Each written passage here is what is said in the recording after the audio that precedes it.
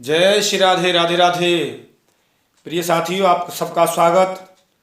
आज एक नए विषय के साथ आपके समक्ष प्रस्तुत हुआ हूँ। वो विषय इस प्रकार है कि कन्याकुमारी कौन थी, कन्याकुमारी समुद्र में इस समय समुद्र के किनारे क्यों है, क्या इसका पिछला जन्म था, क्या पूर्व जन्म था, कन्याकुमारी को भगवान राम ने क्यों वरदान कैसे दिया, किसकी पत्नी हुई। कन्याकुमारी के प्रसंग पर मैं आज एक विस्तृत प्रकाश डालने जा रहा हूं साथियों, और इस विषय को मैं बताने जा रहा हूं साथियों। आप सबका स्वागत है, सम्मान है, अभिनंदन है। आप सबने बड़ा प्रेम इसलिए बरसाया है, इस चैनल पर ऐसे ही बरसाते रहिए साथियों। दुनिया में एक सच्चाई और ईमानदारी कहने वाला एक चैनल राधे कृष्ण की ओर कभी भी कोई विद्वान संपर्क कर सकता है।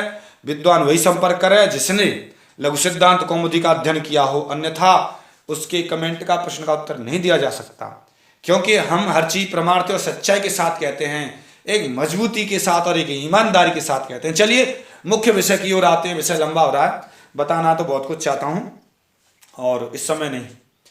बात उस समय की साथियों जिस समय श्री राम लक्ष्मण को अहिरावण और महिरावण दोनों चुरा कर ले गए थे। तब हनुमान जी को पता चला तो हनुमान जी गए पाताल में और वहां पर देवी के मंदिर में घुस गए, और वहां पर वो राक्षस पूजा करते थे देवी की। हनुमान जी ने देवी का रूप धारण किया था और देवी के मंदिर में रहे, और देवी के मंदिर में से निकलकर उन राक्षसों से अहिरावण महिरावण से युद्ध किया, लेकिन किसी कारण से वो अमर थे। शिव जी का वरदान था, इसलिए वो मरे नहीं, जीवित हो गए पुनः। हनुमान जी ने बार बार मारा लेकिन फिर जीवित हो जाते थे। फिर राम और लक्ष्मण जी ने युद्ध किया, राम और लक्ष्मण जी दोनों ही उनको मारते थे, फिर भी जीवित हो जाते थे।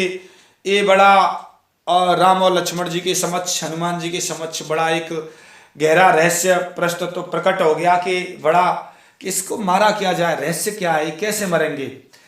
इसके लिए हनुमान जी ने बड़ा सोचा समझा, चिंतन किया, लेकिन किसी भी तरीके से नहीं पता चला। तब चकित होकर हनुमान जी ने उनकी मृत्यु के लिए जगह जगह इधर उधर जाकर खोज प्रारंभ की। देखता हूं इधर उधर कोई बताने वाला हो, बहुत से उपाय किए, इधर उधर भ्रमण करने लगे। तो नगर के अंत में एक स्थान में स्थित ऐरावण की भोग पत्नी रखैल जिसको कहते हैं पत्नी थी, जिसका नाम चंद्रसेना था साथियों।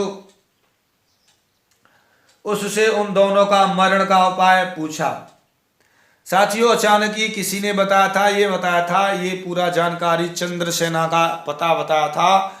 हनुमान मकरध्वज की माता हनुमान जी की पत्नी और पत्नी मकरी ने उसका पता बताया था कि मैं बताती हूँ, आप जाकर अहिरावण की जो पत्नी चंद्रसेना है आप उनसे मिलिए, वो आपका सहयोग करेगी और वो राम की बड़ी भक्त है, राम की इतनी बड़ी भक्त है तो जरूर सहयोग करेगी। इसलिए उसका पता चंद्रसेना का हनुमान जी की जो हनुमान तो ब्रह्मचारी थे लेकिन किसी कारण से पत्नी ही मानी गई, वो अलग वृतांत है साथियों। कभी मैं उस पर भी प्रकाश डालने का प्रयास करूंगा, वो उस विषय को अब छोड़ते हैं फिलहाल में।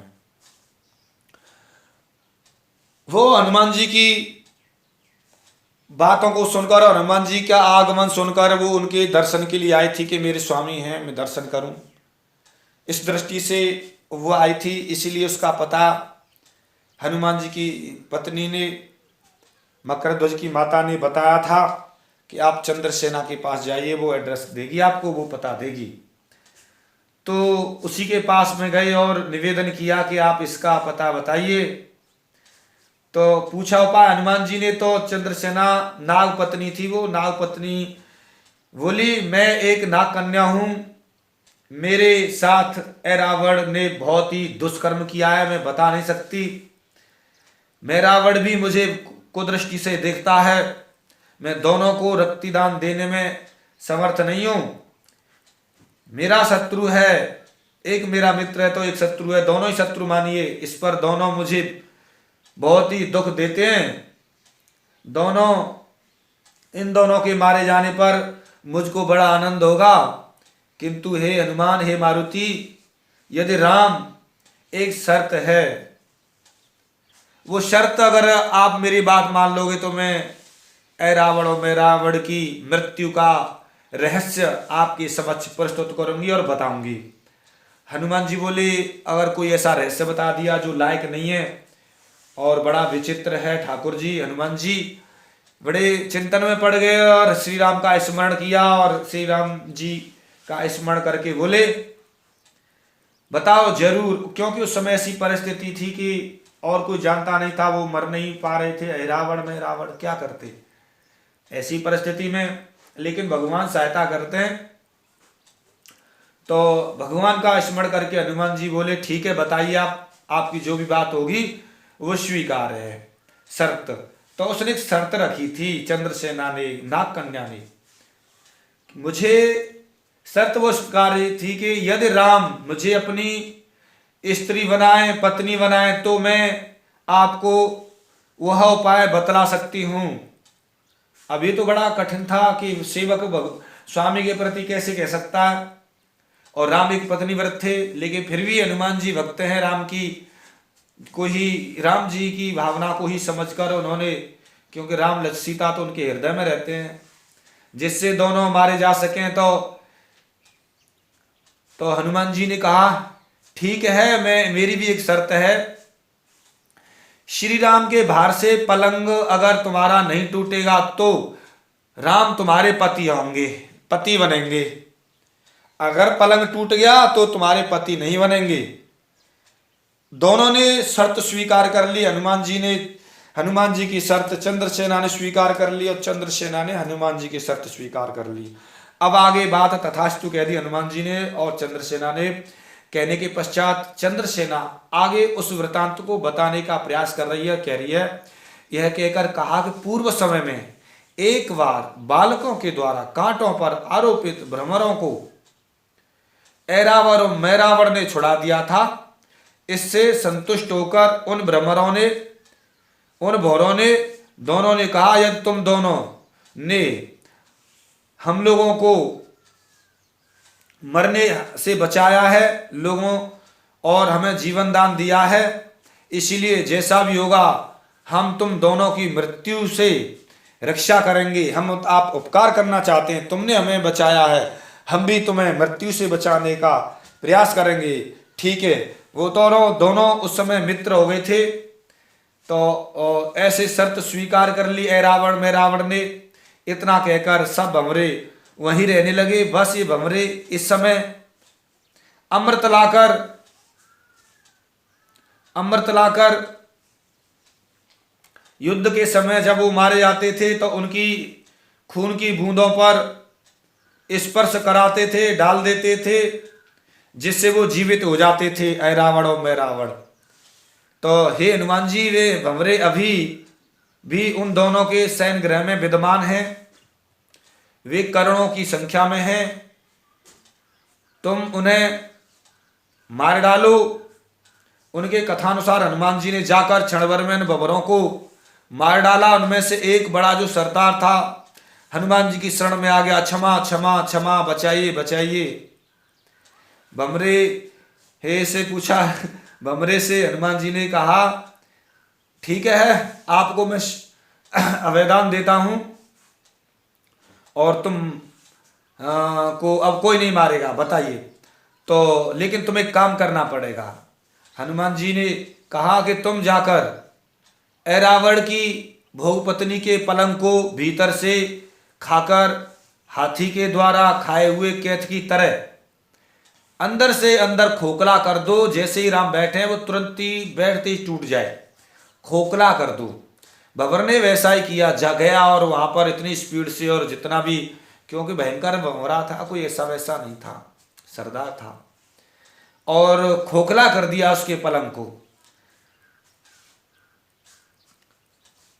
जबरदस्त तरीके से खोखला कर दिया। बाद में श्री रामचंद्र जी ने के बाण से उन दोनों को, राक्षसों को मार दिया। जब युद्ध हुआ तो ऐरावण मैरावण को श्री राम जी ने मार डाला, क्योंकि अब भंवरे मार दिया, अब जीवित करने वाला कौन बचेगा, तो वो मर गए दोनों।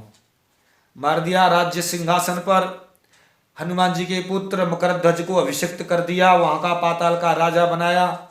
इतना करके ज्यों ही श्री राम चलने की तैयारी की, त्यों ही हनुमान जी ने राम जी से प्रार्थना की कि हे भगवान, मैं किसी को एक वचन देकर आया हूं, प्रतिज्ञा करके आया हूं। आप नाग कन्या के घर चलकर अनेक चित्र विचित्र की शोभा देखें। इतना ही कहा, मैं प्रतिज्ञा करके आया हूं घर को दिखाने के लिए। आगे ये नहीं कहा कि ऐसा ऐसा हो गया है कि पलंग पर बैठना है और पति बनाने की आपको उसने प्रतिज्ञा की। ये नहीं बताया कि भगवान आप नाग कन्या के घर चलकर चित्र विचित्र की शोभा देखें। ये कहा कि सेवक, यही तो भक्ति है, सेवक स्वामी से क्या कहता है। इस तरीके से निवेदन किया। श्री राम जी समझ गए। वस्त्रों तथा अलंकारों से मंडित सुंदर मुखवाली उस कन्या का घर देखा और जाकर वहां पर पलंग की साग सज्जा देखी और पूरा उसने बड़ा स्वागत सम्मान किया। नाग कन्या ने श्री राम जी का दिव्य स्वागत सम्मान किया, क्या वर्णन किया जा सके, वो अलग बात है। फिर श्री राम जी समझ गए और लास्ट में फिर चलते समय उस नाग कन्या का हाथ श्री राम जी ने पकड़ा और कुछ हंसकर उसके पलंग पर बैठकर अपने भार से पलंग को तोड़ दिया, टूट गया। वो बड़ी दुखी हुई, अरे राम, जिसके लिए मैंने सारे सपने सजोए थे। यह सब कर लेने के बाद उस नाग कन्या से श्री राम जी ने कहा, प्रार्थना कहा कि आप, हे नाग कन्या, आप सुनिए, तुम इस देह को छोड़कर पृथ्वी पर जाओ, वहां ब्राह्मण की कन्या बनोगी और ब्राह्मण का शरीर धारण करके तुम बहुत काल कर तपस्या करोगी। उसके बाद में वो शरीर छोड़ दोगी। तीसरे जन्म में तथा द्वापर युग में तुम मेरी पत्नी बनोगी। राम जी के ऐसे सुंदर मधुर वाक्य को सुनकर श्री राम जी के समक्ष ही उस नाग कन्या ने अग्नि में प्रवेश कर गई और शरीर को समाप्त कर दिया था। साथियों, नाग कन्या शबरी ने भी श्री राम के समक्ष अपना शरीर छोड़ा था। ऐसे बहुत हैं जो श्री राम के समक्ष शारंग, वो क्या कहते हैं, शर्वंग जी भी थे, ऋषि थे। ऐसे राम जी के समक्ष ही बहुत लंबी लिस्ट है, चलते हैं आगे की ओर। तो साथियों, वह नाग कन्या पृथ्वी पर जन्म हुआ, ध्वज कन्या होकर पृथ्वी पर उत्पन्न हुई। और आगे साथियों इस तरीके से चलते हैं और क्रम में बताते हैं। वो नाग कन्या फिर साथियों वहां पर रहने लगी और ब्राह्मण की पुत्री बनी। वो वही स्थान है साथियों जहां पर आज कन्याकुमारी है। मैं प्रस्तुत करने जा रहा हूं उस बात को। बड़ा जबरदस्त प्रसंग है साथियों। तो कन्याकुमारी थी, वहां पर जो राजा थे, कन्याकुमारी के जो राजा थे, वहां पर पिता थे, उनके यहाँ उत्पन्न हुई थी और